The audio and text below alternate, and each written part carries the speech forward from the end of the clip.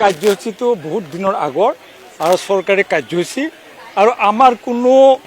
একেখন মঞ্চৰ তেখেত আৰু মই সাহিত্য সভাৰ আমি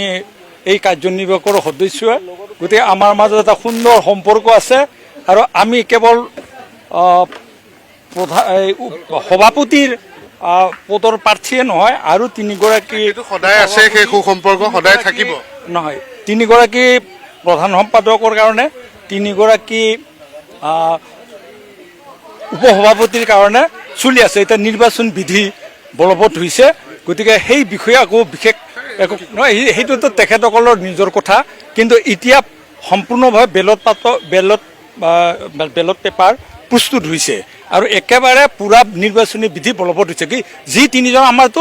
গণতান্ত্ৰিক পদ্ধতিত আমি নমিনেশ্যন দাখিল কৰা উইথড্ৰ কৰা এই ব্যৱস্থাটো আছে একেটাই ব্যৱস্থা গতিকে এই বিষয়ে